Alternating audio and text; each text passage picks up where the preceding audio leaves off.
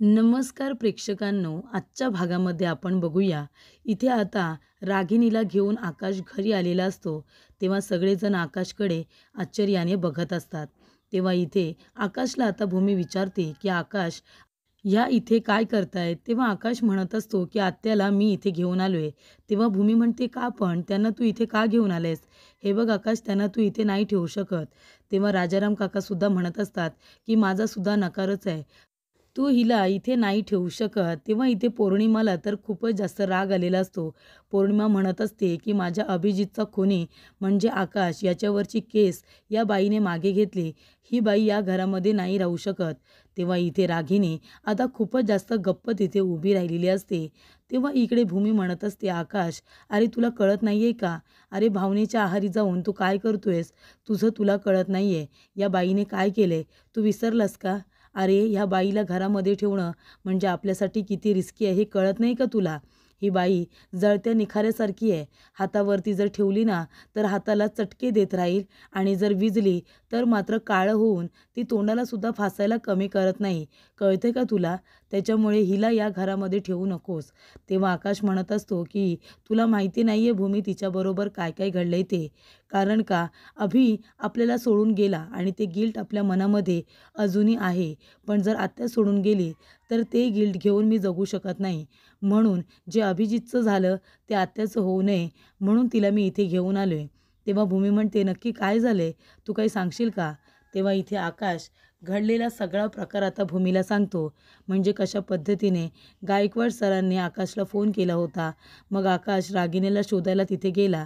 तर इथे आता रागिणी स्वतःला आग लावून घेण्याचं काम करत होती. त्याच्यानंतरला आकाश तिला वाचवण्यासाठी खूप प्रयत्न करत होता आणि फायनली तिने स्वतःला आग लावून घेतली नाही आणि रागिणीचा आकाशने जीव वाचवला आणि तो तिला घरी घेऊन आलेला असतो. तेव्हा भूमी म्हणत असते, आकाश, अरे हिने आधीसुद्धा अशी नाटके करण्याची खूप जास्त प्रयत्न केलेले आहेत. तुला आठवत नाही आहे का या बाईने काय काय केलं आहे ते? आणि तुझ्या मनामध्ये कसलं गिल्ट आहे अभिजितबद्दल? अरे तू काय त्याला मुद्दामून धक्का द्यायला गेला होतास का? आणि हे बघ, मला असं वाटतंय या बाईचं हे सगळ्यांना नाटक आहे. अरे कट कारस्थानं करणारी बाई, तुला वाटते ही लगेच सुधारेल? सांग ना, ही लगेच सुधारली असं वाटतंय तुला? मला असं वाटतंय या घरामध्ये येण्यासाठी, या घरामध्ये घुसण्यासाठी या बाईने हे सगळं नाटक केलेलं आहे, बाकी काही नाही. अरे माझा या गोष्टीवरती विश्वासच बसत नाही आहे की ही बाई कधीतरी सुधारू शकते. अजिबात ही कधीच सुधारू शकत नाही आहे. तेव्हा इकडे आता पौर्णिमासुद्धा तेच म्हणत असते, ही बाई या घरामध्ये अजिबात राहू शकत नाही. ही आत्ताच्या आत्ता इथून चालती हो चल. तेव्हा इथे आकाश म्हणत असतो, आत्या कुठेही जाणार नाही आहे. आत्या इथेच राहणार. तिला एक चान्स आपण दिला पाहिजे. तिची अवस्था खूपच जास्त बिकट आहे. ती जर इथून निघून गेली तर अभिजितसारखं कदाचित आपण तिलाही गमावू शकतो आणि मला तेच नको आहे. तिची अवस्था बघताय ना तुम्ही. ती जर इथून गेली तर तिच्या जीवाचं काहीतरी बरं वाईट होईल. तुम्ही प्लीज सगळेजण समजून घ्या. तेव्हा इथे भूमी म्हणत असते, आकाश, अरे तुझ्या या स्वभावाचा या बाईने गैरफायदा घेतला हे विसरलायस का तू? तू असं भावनेच्या आहारी जाऊन इमोशनल होऊन निर्णय घेतोस. आताही तुला यांचं दुःख बघवत नाही आहे म्हणून तू या बाईला इथे घेऊन आलास. पण तुला काय वाटतंय ही बाई खूप चांगली आहे? ही इथे आल्यानंतर शांतपणे राहील? ती आपल्याला पुन्हा त्रास देणार नाही? अरे असं होणारच नाही. ही बाई किती विचित्र आहे, किती भयानक आहे हे तुला बरोबर माहिती आहे. तरी पण तू इथे तिला आणायची हिंमत केलेली आहेस. तेव्हा इथे आता भूमी म्हणत असते, आकाश, ही बघ, ही ना सहजासहजी सुधारणार नाही आहे. थोडे दिवस चांगले राहील आणि पुन्हा ती तिचं कट कारस्थानं करायला सुरुवात करेल. तेव्हा इथे आता पौर्णिमा म्हणत असते, ऐकायला येत नाही का तुम्हाला? आत्ताच्या आता इथून चालते व्हा. कुठेही जा पण इथे राहू नका, कळते का? तेव्हा भूमी म्हणते, आकाश, अरे तुझ्या ह्या भोल्या भाबड्या स्वभावाचा ह्या बाईने प्रत्येक वेळेला गैरफायदा घेतलाय आणि ह्या वेळेला सुद्धा ते त्याच करतायत. अरे आकाश, तुला माहिती नाही आहे, तू इमोशनल व्हावं ना म्हणून या बाईने हे सगळं नाटक देखील केलं असेल. अरे तू इमोशनल झालंयस म्हणून या बाईचा खरा चेहरा तुला आता दिसत नाही आहे, पण आम्हाला दिसतोय. आम्हाला कळते आकाश, ही बाई आपल्या सगळ्यांसाठी खूपच जास्त धोकादायक आहे. तेव्हा इथे राजाराम काकासुद्धा तेच म्हणत असतात, भूमी अगदी बरोबर बोलते आकाश, ही इथे नाही राहू शकत. हिला आत्ताच्या आता इथून जायला सांग. अरे कमी कट कारस्थानं केली आहेत का तिने? सांग ना, काय काय नाही केलं आहे? किती जणांना तिने त्रास दिला आहे? हे सगळं तू विसरून गेलं आहेस का? तेव्हा इथे आकाश म्हणत असतो, राजाराम काका, मला माहिती आहे आत्याने आतापर्यंत खूप चुका केल्या आहेत, खूप चुकली आहे ती, आणि कदाचित तिच्या त्या चुका बघितल्यानंतर मी तिला कधी माफसुद्धा करू शकत नाही आहे. पण मी तिला माफ करू शकत नाही, तिने चुका केल्या त्या सगळं मान्य आहे, म्हणून मी तिला मरणाच्या दारामध्ये नाही सोडू शकत. म्हणजे जर कदाचित आज मी आत्याला इथे घेऊन आलो नसतो, मी तिचा जीव वाचवला नसता, तर कदाचित आत्याही आपल्यामध्ये नसती. तेव्हा इथे भूमी म्हणत असते, आकाश, अरे तुला कळत नाही आहे का तू काय बोलतोयस ते? तेव्हा राजाराम काका म्हणत असतात, ठीक आहे आकाश, तुला जर हिची मदतच करायची आहे ना, मग तू एक काम कर, हिची मदत ना कुठेतरी दुसरीकडे कर. म्हणजे हिची राहण्याची सोय दुसरीकडे कर, इथे नाही नको. आपल्यामध्ये तर हिला अजिबातच नको, कारण ही बाई कधीच सुधारणार नाही आहे. ही शांतपणे राहील आणि पुन्हा काहीतरी तिचा डाव साधेल, आणि यासाठीच ती या घरामध्ये आली आहे, मला माहिती आहे. तेव्हा इकडे आता रागिनी म्हणत असते, की भूमी, मला माहिती आहे तुझं माझ्याबद्दलचं मत जे काही आहे ते बरोबर आहे. मी तुझं मत चुकीचं आहे असं म्हणतच नाही, आणि तू जे काही बोलतेस ना ते सगळं बरोबर आहे. कारण आत्तापर्यंत मी ज्या पद्धतीने वागले, ज्या पद्धतीने तुम्हाला सगळ्यांना त्रास दिला आहे, मी इतकं विचित्र वागले की मी तुमच्या सगळ्यांची माफीसुद्धा मागू शकत नाही आहे. मला माहिती आहे मी खूपच जास्त इथे जी काही कृत्य केले ते विचित्र आहेत. मी तुम्हाला सगळ्यांना खूप त्रास दिला आहे, तुमच्या सगळ्यांची गुन्हेगार आहे मी. म्हणून तुमच्या लोकांचा माझ्यावरती आता कधीही विश्वास बसणार नाही आहे. खरं तर या सगळ्यामध्ये तुमची काही चुकी नाही आहे, चुकी माझीच अशी आहे की मी अशी कर्म केलेली आहेत की तुम्ही सगळेजणं मला वाईट साईड बोलताय, माझ्यावरती विश्वास ठेवायला पुन्हा एकदा घाबरताय. तेव्हा पौर्णिमा म्हणते, माहिती आहे ना हे सगळं, तुम्हाला या घरामध्ये पुन्हा ती इज्जत कधीही मिळणार नाही आहे. मग कशाला इथे आलात? अभिजित तर गेला, तुम्हीही गेलात ना, तरीसुद्धा आता काही कमी होणार नाही आहे, कळलं तुम्हाला? तेव्हा निघून जा. या आकाशवरती जी केस केली होती ती मागे घेतलीत ना, मग आता तुम्ही इथून निघून जा. अजिबात इथे राहायचं नाही, कळलं तुम्हाला? तेव्हा इकडे आता रागिनी म्हणत असते, आकाश शांत हो. हे बघ आकाश, मला या घरामध्ये यायचं नव्हतं, कारण मला या घराची शांतता भंग करायची नव्हती. आधीच माझ्यामुळे या घराची शांतता खूपच जास्त भंग झालेली आहे. या घरातलं वातावरण गढूळ झालेलं आहे, आणि मला आता कुणालाही त्रास द्यायचा नाही आहे. भूमी जे काही बोलते ते बरोबर आहे. तेव्हा भूमी म्हणते, हे बघा प्लीज, तुम्ही माझ्याशी अजिबात बोलू नका, आणि तुमची सावलीसुद्धा मला माझ्या बाळाला अजिबात नको आहे. तुम्ही जे काही कारस्थानं केली आहेत ना, आकाश विसरला असेल, कदाचित तुम्हीही विसरला असाल, पण मी कधीही विसरणार नाही. तुमच्यामुळे मला, माझ्या नवऱ्याला, माझ्या कुटुंबाला जो काही त्रास सहन करावा लागला आहे ना, त्याच्यानंतरला तुम्हाला माफ करणं काय, तुमचा चेहरा बघणंसुद्धा मी पसंत करत नाही आहे. तेव्हा इकडे नीलांबरी म्हणत असते, बघितलंस का पौर्णिमा, बघितलंस ही रागिनी कशी नाटके करते, ती बघितलंस ना या घरामध्ये राहण्यासाठी, आणि आकाश पण काय लगेच इमोशनल होतोय तिला या घरामध्ये ठेवण्यासाठी. तेव्हा इथे रागिनी म्हणत असते, की आकाश, मी इथे राहत नाही, माझ्यामुळे तुमच्या दोघांमध्ये मला भांडणं नको आहेत. हे बघ आकाश, अरे भूमी खरंच खूप चांगली मुलगी आहे. अरे वाईट तर मी होते, मी काय काय नाही केलं आहे तुम्हाला त्रास देण्यासाठी, खूप त्रास देण्याचा प्रयत्न केला, मला माहिती आहे सगळं. पण आकाश, तू इथे मला घेऊन आलं आहेस माणुसकीच्या नात्याने, पण इथे आल्यानंतर जर ह्या घराचं वातावरण परत कुलुषित होणार असेल, या घरातलं वातावरण बिघडणार असेल माझ्यामुळे, तुमच्या दोघांमध्ये विनाकारण वाद होणार असेल माझ्यामुळे, तर मी ते अजिबात आता सहन करणार नाही, मला ते आवडणार नाही. म्हणजे माझ्यामुळे तुम्ही दोघंजणं भांडताय हे मला आवडणार नाही, आणि भूमीला जर मनस्ताप होणार असेल तर मला या घरामध्ये राहायचंच नाही आहे. मी या घरामध्ये कशाला राहू? मला या घरामध्ये राहून तुम्हाला कुणालाही त्रास द्यायचा नाही आहे, असं रागिनी म्हणत असते. तेव्हा पौर्णिमा म्हणते, जा जा, गेलात ना या घरातून तर खूप बरं होईल. तेव्हा इथे आकाश म्हणत असतो, पौर्णिमा गप्प बस, काय बोलतेस तू हे? तेव्हा पौर्णिमा म्हणते, काय चुकीचं बोलते मी? त्या या घरामध्ये राहू शकत नाही. तेव्हा रागिनी म्हणते, आकाश जाते मी, प्लीज मला थांबू नकोस आणि माझ्यासाठी भांडू नकोस, मी जाते. तेव्हा इथे रागिनी जात असताना तिला चक्कर आलेली असते आणि ती जोरात खाली कोसळलेली असते. तेव्हा इकडे आता रागिनी जेव्हा जमिनीवरती कोसळते तेव्हा पूर्णपणे ती बेशुद्ध झालेली असते. तेव्हा इथे सगळ्यांना खूप मोठा धक्का बसतो. आकाश फक्त रागिनीच्या जवळ धावत पळत जातो, बाकीचे सगळे आपापल्या जागेवरतीच उभे असतात. कारण सगळ्यांना असं वाटत असतं की कदाचित रागिनी पुन्हा एकदा इथे नाटकच करते, कारण आतापर्यंत तिने आपलं संपूर्ण आयुष्य नाटक करण्यामध्येच घालवलेलं असतं. तेव्हा इकडे आता डॉक्टरांना बोलवलेलं असतं, ते येऊन रागिनीला चेक करत असतात, तिची शुगर चेक करत असतात. तेव्हा इकडे रागिनी आता शांतपणे झोपलेली असते. तर प्रेक्षकांनो, इथे रागिनीचे खूप जास्त हाल झालेले असतात. तिने जे काही कृत्य केलेले असतात, कारस्थानं केलेली असतात, त्याची शिक्षा तिला चांगलीच मिळालेली असते प्रेक्षकांनो. तर इकडे बाहेर एकटं राहिल्यानंतर काय तिची अवस्था झालेली असते, घराशिवाय, पाण्याशिवाय, अन्नाशिवाय, हे तिला बरोबर कळालेलं असतं. म्हणूनच ती इथे आता महाजनांच्या इथे आल्यानंतर शांतपणे झोपलेली असते. त्यानंतर प्रेक्षकांनो इथे आता पौर्णिमा म्हणत असते, "अहो डॉक्टर, काय तुम्ही चेक करताय त्या बाईला? अहो कारस्थानी बाई आहे ती, नाटके करते, एक नंबरची नाटके. आतापर्यंत नाटक करत आली आहे आणि यापुढे सुद्धा नाटकच करेल बघाच तुम्ही." तेव्हा इकडे काही झालेलं नाही आहे तिला, काही चेक करायची गरज नाही आहे. तेव्हा इकडे आता आकाश म्हणत असतो, "पौर्णिमा शांत हो पौर्णिमा." तेव्हा इथे आकाश हा तर तिची बाजू घेत असतो. त्यानंतरला इथे राजाराम काका आणि भूमी दोघेजण बोलत असतात, "कदाचित ही बाई आहे ना, ती नाटक करते. म्हणजे खरोखर तिला चक्कर आली आहे, खरोखर तिची तब्येत बिघडली असं खरंच वाटत नाही आहे. हे सुद्धा हिचं नाटकच असावं, आपल्या सगळ्यांना त्रास देण्यासाठी, असंच वाटते." त्यानंतर प्रेक्षकांनो इकडे आता पौर्णिमेला तर खूपच जास्त रागिणीचा राग येत असतो. खरोखर तिला काहीतरी होऊ दे आणि ती मरून जाऊ दे असं तिला वाटत असतं.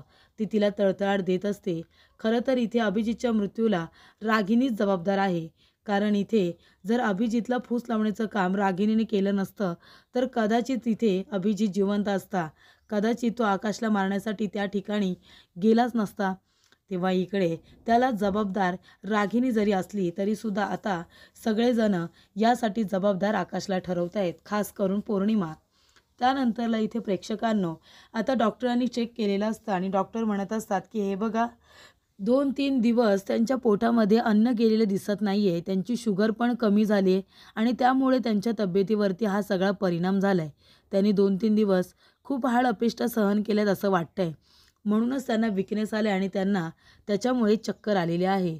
तेव्हा इकडे आकाश म्हणत असतो, "बघितलंस पौर्णिमा, रागिनी आत्याला का चक्कर आली होती? कारण तिला विकनेस आलाय म्हणून. आणि तू काय म्हणत होतीस? ती नाटक करते म्हणून." तेव्हा डॉक्टर म्हणतात की तुम्ही त्यांना वेळेवरती जेवायला द्या. त्यांचा डाएट बिघडला होता आणि म्हणूनच त्यांची इथे शुगर आता कमी झाली. ती सुद्धा लेवलमध्ये आणायला पाहिजे. त्यांना पोटभर खायला दिल्यानंतर मी दिलेली औषधं आहेत ना, ती त्यांना द्या आणि काही बाहेरून सुद्धा आणण्यासाठी औषधं लिहून दिलेली आहेत आणि ती कधी घ्यायची ते सुद्धा लिहून दिले. त्यामुळे औषधं आणा आणि त्यांना त्या पद्धतीने द्या. तेव्हा डॉक्टर इथे आता गेल्यानंतर आकाश म्हणत असतो की ठीक आहे डॉक्टर, आम्ही हे सगळं करू. त्यानंतर इथे डॉक्टर गेल्यानंतर आकाश रागिणीला उठवतो, तिला पाणी प्यायला देतो. तेव्हा इकडे रागिणी म्हणत असते, "आकाश, बरं झालं डॉक्टरांना बोलावलंस. सगळ्यांना कळलं की इथे मी नाटक करत नाही आहे, निदान मला चक्कर तरी खरीच आली होती." ती म्हणते, "चल आकाश, मी आता निघते." तेव्हा आकाश म्हणतो, "आत्या अगं कुठे जातेस तू? हे बघ तुला बरं वाटत नाही आहे, तुला चक्कर आली होती ना, तू कुठेही जायचं नाही आहे." तेव्हा इकडे आता रागिणी म्हणत असते, "नाही आकाश, मी इथे राहून मला तुमच्या घरामध्ये आता भांडण लावायचं नाही आहे, वाद निर्माण करायचं नाही आहे, वातावरण इथे कुलुषित करायचं नाही आहे. तुम्ही सगळेजण जसे माझ्याशिवाय आनंदाने आणि इथे उत्साहामध्ये राहत होता ना, तसे तुम्ही आनंदाने सगळेजण राहा." तेव्हा आकाश म्हणत असतो, "हे बघ आत्या, तू प्लीज कुठेही जाऊ नकोस. अगं तुला चक्कर आली होती. अशा अवस्थेमध्ये तू बाहेर गेलीस आणि जर तुला पुन्हा चक्कर आली, तुझ्या जीवाचं काही बरं वाईट झालं तर काय करणार आहोत आम्ही? हे बघ तू कुठेही जाऊ नको, प्लीज इथे थांब." तेव्हा इकडे पौर्णिमा म्हणते, "कशाला? कशाला हिने इथे राहायला पाहिजे? ही इथून गेली तर बरं होईल." त्यानंतरला रागिणी म्हणत असते, "आकाश, अरे या घरामध्ये कुणीच असं नाही आहे ज्याला वाटते की मी इथे राहावं. मग कशाला उगाच तुम्हाला जबरदस्तीने राहायला सांगतोयस? तुला माहिती नाही आहे आकाश, मी तुम्हाला सगळ्यांना किती त्रास दिला आहे. माहिती आहे ना तुला सगळं. मग का तू असं करतोयस? हे बघ, या घरामध्ये तू मला राहा म्हणतोयस, पण या घरामध्ये असं कुणीच नाही आहे ज्यांना मी इथे राहायला हवी. मग कशाला उगाच त्यांचं मन मारून मी इथे राहू ना." तेव्हा इथे आकाश म्हणत असतो, "प्लीज थांब, मलाच त्यांना विचारू दे. सांगा तुम्ही सगळेजण, आत्या जर इथे राहिली तर तुम्हाला काही प्रॉब्लेम आहे का? हे बघा, निदान माझ्यासाठी तरी हो म्हणा, कारण माझ्या मनामध्ये जे गिल्ट आहे, म्हणजे जर रागिणी आत्यांना जर पुन्हा काही झालं तर मला खूपच जास्त गिल्टी वाटेल. मला गिल्ट होऊ नये म्हणून तरी निदान तुम्ही होकार द्या ना." तेव्हा इकडे सगळेजण आता गप्पच असतात. तेव्हा इकडे रागिणी म्हणत असते, "या सगळ्यात यांची काही चुकी नाही आहे, कारण खरं तर चुकी माझीच आहे. मी जे काही वागले, तुम्हा लोकांना जो काही त्रास दिला आहे ना, त्यामुळे आता तुम्ही सगळेजण माझ्यावरती विश्वास ठेवायला घाबरताय आणि मला इथून जायला सांगताय. ते सगळं मला कळतंय. तेव्हा इकडे तुम्ही अजिबात वाईट वाटून घेऊ नका आणि तुम्ही सगळेजण जबरदस्तीने मला इथे राहायला सांगू नका. आकाश, म्हणजे तू मला इथे राहायला सांगतोयस? अरे पण हे लोक आहेत ना, यांची इच्छा नाही आहे की मी इथे राहावं आणि त्यांनी त्यांच्या मनाच्या विरुद्ध जाऊन तू म्हणतोयस म्हणून निर्णय घ्यावा आपलं मन मारून, हे मला मान्य नाही आहे. त्यांची इच्छा नाही आहे तर मी इथे नाही राहणार, मी जाते आकाश. तेव्हा इथे आकाश म्हणत असतो, प्लीज सगळ्यांनी फक्त एकदा होकार द्या, आत्याला इथे राहू द्या, तिची तब्येत तरी बघा. तेव्हा इथे आता आजी म्हणत असतात की ठीक आहे, आपण आकाशच्या मताचा मान ठेवूया आणि रागिणीला एक चान्स देऊया. तेव्हा पौर्णिमा म्हणत असते, आजी अहो पण कशाला, ती बाई कशी आहे तुम्हाला माहिती आहे ना. तेव्हा इथे आजी म्हणत असतात, पौर्णिमा गप्प बस, अगं किती बोलतेस तू मगापासून. आकाश या घरातला मोठा आहे, त्याने काहीतरी विचार करून जो निर्णय घेतला आहे त्याला आपण इथे मान्यता द्यायला नको का? प्रत्येक गोष्ट तुझ्या मनाप्रमाणे होणार आहे. तेव्हा आकाशने जो निर्णय घेतला आहे त्याला माझा पाठिंबा आहे. रागिणी इथे राहू शकते, पण एक गोष्ट लक्षात ठेव रागिणी, या घरामध्ये तुला राहायला परवानगी देते, पण जर पुन्हा काही कारस्थानं करण्याचे प्रयत्न केलेस, पुन्हा इथे सगळ्यांना त्रास देण्याचा प्रयत्न केलास ना, तर गाठ माझ्याशी आहे ही गोष्ट लक्षात ठेव. अजिबात आता मी तुझं हे वागणं खपवून घेणार नाही, कळलं तुला. तेव्हा इकडे रागिणी म्हणत असते, नाही नाही आई, पुन्हा माझ्याकडून असं होणार नाही.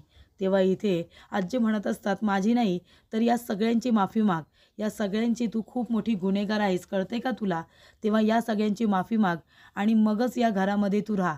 ज्या काही चुका केल्या आहेस ना त्या तर तू सुधारू शकत नाही आहेस, पण एक गोष्ट लक्षात ठेव, ज्या चुका केल्यास त्या पुन्हा करू नकोस, पुन्हा तशी विचित्र वागू नकोस आणि या घरातल्या सर्व चांगल्या माणसांना विनाकारण त्रास देऊ नकोस. या घरात सगळे चांगले आहेत, आकाश, भूमी, त्याचबरोबर इकडे आता मानसी, राजाराम काका, अथर्व, हे सगळेजण चांगली आणि गुणी माणसं आहेत असं आजी म्हणते.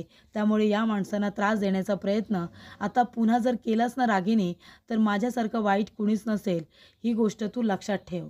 त्याच्यानंतरला इथे किचनमध्ये आता मानसी आणि भूमी काम करत असतात. त्याच्या आधी रागिनी हात जोडते आणि म्हणते की नाही, मी आता कुणालाही त्रास देणार नाही आहे, मी आता व्यवस्थित राहणार, माझ्यामुळे तुम्हाला त्रास होईल असं मी वागणार सुद्धा नाही. त्यानंतरला मानसी म्हणत असते की ताई, अगं मी सलाड बनवते, मग काय करू, पनीर इथे आता तुपामध्ये तळून घेऊ का, त्यानंतरला की मस्क्यामध्ये, असं मानसी विचारते. भूमी टेन्शनमध्ये असल्यामुळे लक्ष नसतं. मानसी म्हणते, अगं ताई कुठे लक्ष आहे तुझं. तेव्हा इथे भूमी म्हणत असते, अगं माझं लक्ष कुठे आहे, म्हणजे मी विचार करते, तू काय म्हणालीस ते सांग ना आधी. तेव्हा मानसी म्हणते की मी आईंसाठी इथे पनीर सॅलेड बनवते ना, तर पनीर इथे मी आता मस्क्यामध्ये इथे गरम करू का इथे तुपामध्ये. तेव्हा ती म्हणते, नाही नको, बटरचा त्रास होईल ना त्यांना, एक काम कर, आपलं घरचं तूप आहे त्याच्यामध्ये ते पनीर गरम कर आणि मग ते सलाड बनवून त्यांना खायला दे, म्हणजे त्यांना बरं वाटेल. तेव्हा इकडे मानसी म्हणत असते, ताई तुला काय वाटतंय गं, म्हणजे आईने हे जे काही केलं, त्यांना चक्कर वगैरे आली, हे सगळं तुला नाटक वाटतंय का, त्यांनी स्वतःला पेटवून घेण्याचा प्रयत्न केला. तेव्हा इथे भूमी म्हणत असते की मानसी, तूच बघ ना गं मनू, म्हणजे आतापर्यंत त्या बाईने किती नाटकं केलेत, किती कटकारस्थानं केलेत, किती इथे आकाशच्या समोर ती इमोशनल बनण्याचं तिने नाटक केलं आहे, हे सगळं आपण आपल्या डोळ्यांनी बघितलं आहे. त्या बाईने खून करायला मागे पुढे विचार केलेला नाही आहे, बरोबर की नाही. राजाराम काकासुद्धा काय म्हणाले, जी बाई स्वतःला चिमटा काढू शकत नाही ती बाई स्वतःला आग लावून काय घेणार आहे. मला पण हेच वाटतं म्हणून त्या बाईने हे जे काही केलं आहे ना, ते नाटक केलं आहे गं आकाशला इमोशनल करण्यासाठी, बाकी काही नाही. ती बाई स्वतःला मारेल असं तुला वाटतंय का. जर तिला असं करायचं असतं ना, तिला जर पछतावा असता, तर ती इकडे तिकडे फिरत बसली नसती म्हणून, तिने एकदा स्वतःला संपवलं असतं. पण ती बाई तसं करत नाही आहे, कारण तिला सहानुभूती हवी आहे, म्हणून ती हे सगळं करते. आणि तिला बरोबर माहिती आहे तिच्या या नाटकाला आपण कुणीही फसणार नाही, फक्त आकाश इमोशनल होईल.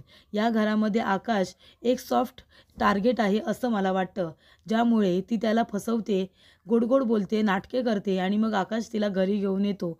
बरोबर ना, तिच्यावरची केस मागे घेतली, त्यानंतर आता पुन्हा तिला घरी घेऊन आलाय. मला असं वाटते म्हणून त्या बाईच्या कुठल्याही याच्यावरती आता विश्वास ठेवणं माझ्यासाठी कठीण आहे. तिने जे काही केलं आहे ते सगळं नाटकच आहे असं मला वाटतंय. पण जर हे नाटक असेल तर ते लवकरात लवकर आकाशच्या समोर आणून ठेवणं हे खूप महत्त्वाचं आहे, नाहीतर आकाशसाठी हे सगळं धोक्याचं होऊ शकतं. कारण तिचा आकाशवरती खूपच जास्त राग आहे, कारण अभिजित गेल्यापासून तू बघितलंस ना, ती जरा विचित्रच वागते. आणि अभिजित जेव्हा गेला होता तेव्हा ती आकाशकडे ज्या पद्धतीने बघत होती ना, तेव्हा मला वाटलं होतं की आकाशला पुन्हा मारून टाकण्याचा प्लॅन करते की काय. तर पुढील भागामध्ये बघूया तर इकडे आकाश सगळीकडे रागिणीला शोधत असतो. रागिणी रूममध्ये नसते, बागेत नसते. तर इथे रागिणी आता कुठे गेले म्हणून सगळेजण टेन्शनमध्ये येतात. रागिणी असते तिच्या रूममध्ये, पण तिच्या रूममध्ये तर नसते. तेव्हा ती इथे गेस्ट रूममध्ये गेलेली असते. गेस्ट रूममध्ये गेल्यानंतर आकाश म्हणतो, "आत्या तू इथे का झोपली आहेस?" तेव्हा रागिणी म्हणते, "आकाश हीच माझी जागा आहे. माझ्या रूममध्ये गेल्यानंतर मला पहिलीची रागिणी आठवते आणि मग ती आठवल्यानंतर मला खूप जास्त त्रास होतो." असं रागिणी आता आकाशला म्हणत असते.